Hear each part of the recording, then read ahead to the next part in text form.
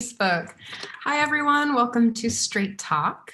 And I'm without my beloved Scott Catamas this evening, and we're just going to send some sweet love to him. We are also without our wonderful guest. We had some technical difficulties, unfortunately, but we'll send some love out to Timothy as well. Two beautiful, stunning men. And I wanted to just invite you all to ask some questions, and we can talk a little bit about what radical acceptance means. And it's in a space of right now where, there's all this stuff that's happening that's kind of out of the control of either me or, out of human control. And so what does radical acceptance mean? What is it? How do you do it? And is it possible? For me, just to start, I suppose, first I'd like to invite you to share what radical acceptance means to you and what your experiences are, because it's going to be sort of interactive piece. For me, radical acceptance is my definition of love these days. That it used to be this idea of love used to look a little different, very, very much different. It used to have elements of codependency and elements of caretaking and a lot of surrender and some just, like when you sacrifice, like love meant sacrifice. And as I've gotten older and had to really look at some patterns in my relationships, it was necessary for me to change, right? For me to change that belief system. And I was, keep coming back to these experiences where I'm struggling in relationship and really having a hard time finding the connections and really not finding deeper self-love, right? Or confidence or an ability to be stable and stand in my core. And so as I, of course, do a lot of workshops and I find Love Coach Academy, it occurs to me, like in my little brain, that actually what love looks like is radical acceptance of what is, or radical acceptance of who it is that's right in front of me, which is also a sacred mirror as well. Like everything that person is also elements of myself. And if I can love myself in the places that I'm angry or deeply sad or grieving, that I can expand my capacity and I can really spread my heart open, and let that person in their upset, in their anger, in their fear, in their grief, in their sadness. So I'm curious how you are all receiving this. And I do miss my co-host right now. For those of you in the room, I invite you to interact. That's really what radical acceptance means to me. There's pieces around just being deeply compassionate with yourself and others. That the acceptance of whatever is in the moment, whatever you're feeling, which was, a big post that I wrote today, is about allowing yourself to feel. So, we're human beings, surprise, and we're going to have emotions and we're going to have upsets and we're going to be, we're going to have all the stuff that comes up in our human body, which is pain and pleasure and all of the experiences. And as we are able to just be with or sit with or allow what is up, and to really look back in and to just, let your thoughts rest on yourself, to really just drop in and say, hey, I see you. I'm talking to yourself. Hey, I see you in this place of upset and in this place of discomfort, or I see you in this place of joy and bliss.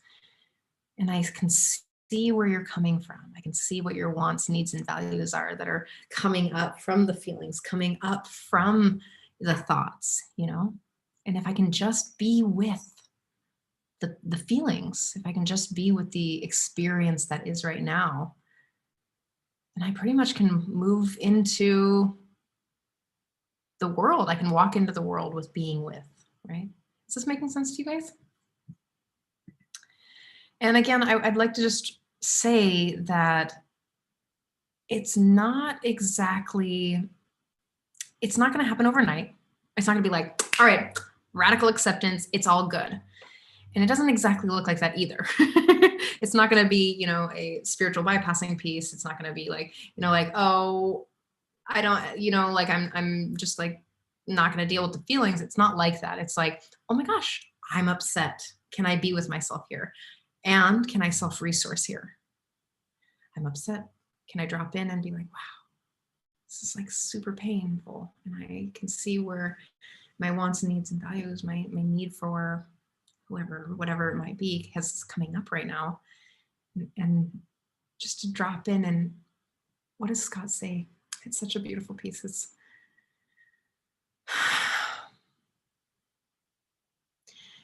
can you mourn the longing for the unmet need?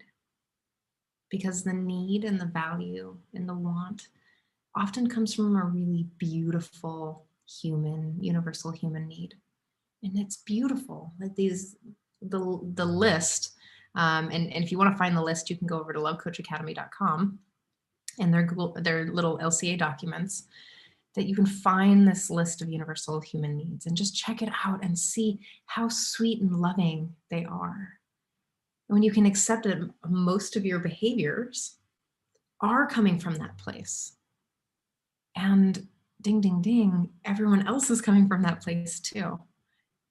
We have really interesting ways to get our needs met that we've, learned how from, maybe early childhood, or maybe school systems, or the culture, or, our systems that we've cultivated. And we've learned these ways to get our needs met. Sometimes they can be a little awkward, coming around from the backside. So I invite you that when you start to run the self-empathy tool, which is like my favorite tool, if you know me at all, if you've ever seen me before, like you know that the self-empathy, that really dropping into your body and dropping into your wants, needs, and being able to speak from that place really gives you that understanding, that listening for another person. So when I'm speaking to a beloved or a friend, and I'm, feeling insecure, or I'm feeling upset, or I'm feeling sad, or I'm anxious, or I'm overwhelmed, or who knows what human experience is happening in that moment, that I can speak from that place rather than whatever monkey mind chatter is going to go on. And that's the first step to radical acceptance, is radical self-acceptance. And really being able to hold that for you is just, it's going to do wonders for you as you cultivate that skill and be able to offer it for another person. And that's a key place in self-sourcing, right? Is that when we can start sourcing our own needs. I'm not going to say that it's all the time, or you're going to be able to do all of it all the time, right? We're human beings. We need touch. We need, connection. And sometimes I'm going to need some help. It just is. And I want collaboration. I want community, and I want connection. And I can self-source a lot of those things where I'm not coming from an empty black hole, but I can come to my people and say, I'm really seeking connection right now. Can we collaborate on how to do that? And that person may or may not be able to meet me there, but it's likely that if they do have capacity now or sometime in the future, that they'll create that opportunity with me, because I'm speaking from that place rather than speaking from a place that they're not giving me something, right? That I've self-sourced, which could be a lot of things. Like, how do I self-source my need for connection? Well, who's feeling the disconnect? The person feeling the disconnect, right? So if I'm feeling the disconnect, that would be me feeling it. So it's being created in my body, in my mind. And so how do I cultivate reconnection? As I drop in and I get really present in the moment, and I listen to the sounds in the room, and I start labeling what is in my reality. So that might be, I can feel the cat on my legs and noticing my breath, noticing how warm my hands are. I'm noticing the flutter in my chest and my heart right now. And really allowing myself to see me, to drop back into me and to be there. And if you read my post today, it would be, I am here with me now. And to just get here, because that's the place where we can learn to accept and love ourselves. That's the place where we can be radically accepting. Yeah. Love Coach Academy is truly all about seeing the other person from a place of loving kindness, of seeing them and accepting their humanness, right? Being able to truly allow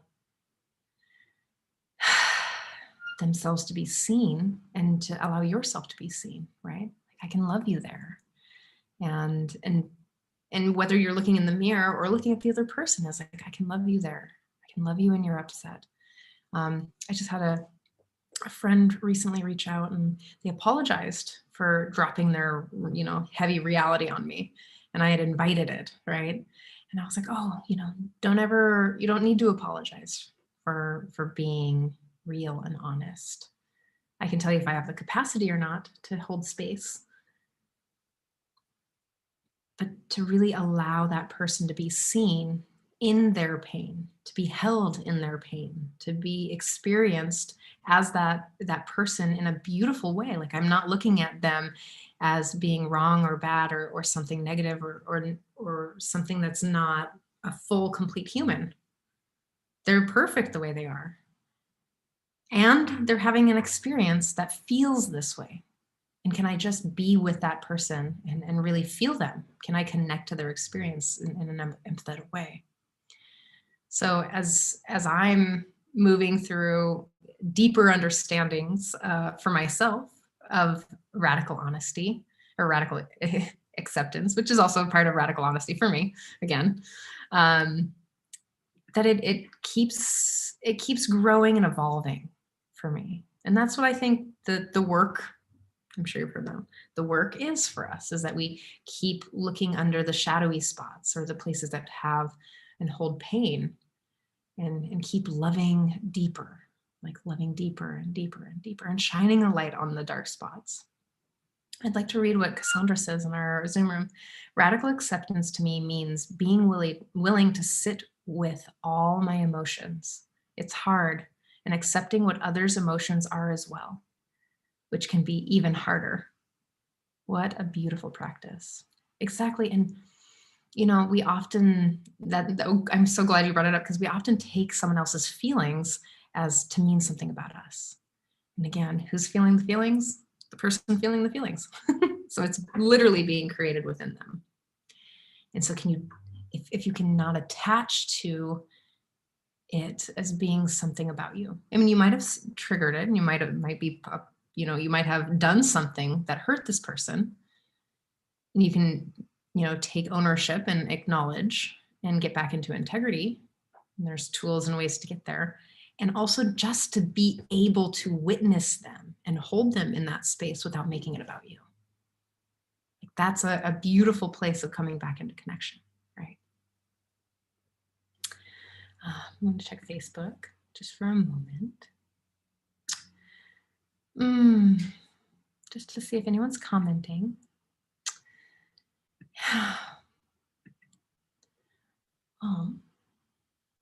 I don't know much more to say about radical acceptance at this moment. That it's comedic and offering a lot of humor for me, that so many things kind of had a technical breakdown, and I think that it's wildly appropriate in this radical acceptance piece. What makes it okay is that I wasn't exactly attached to any specific outcome. That there's places where when I get into an attachment of something that I want it to be a certain way, that's often when I am not in flow or I'm not listening to my truth. It's a place where abandonment on both sides often happens. Like it's when I'm finding those places that are crunchy. And I showed up today with, we'll see what happens. Here's an experience. Scott won't be here. I don't run the show very often by myself, so you never know what might happen. And of course, in this space of radical acceptance is like, all right, here's where we are. Can I just be with what is? And can I love it? And can I appreciate the few people in the room right now? Yes. Can I appreciate the opportunity to have a moment drop in of how to connect to your radical acceptance? I do want to speak to, for those of you still watching, there's going to be a class tomorrow where Timothy and Heidi are going to be teaching. It's going to be really awesome. Let me see if I can pull it up. I wasn't prepared. Okay. Well, they're going to be teaching a class, and I will post it in the room. I don't exactly know what it is right now, but they have really profound classes all the time. I want to say this one's about love and the experience and expansion of love and accepting someone as they are. Timothy and Heidi are really close to my heart, and they're really fabulous teachers. I've taken a couple of their workshops already. They know a lot about codependency and trauma and recovery and drug addiction, and alternative relationships. So I really invite you to check out the post, and I'll see you guys next Friday. Oh, I won't see you next Friday. You'll see Scott, but I'm taking a vacation. So I love you guys. Thank you so much for being here. Bye now.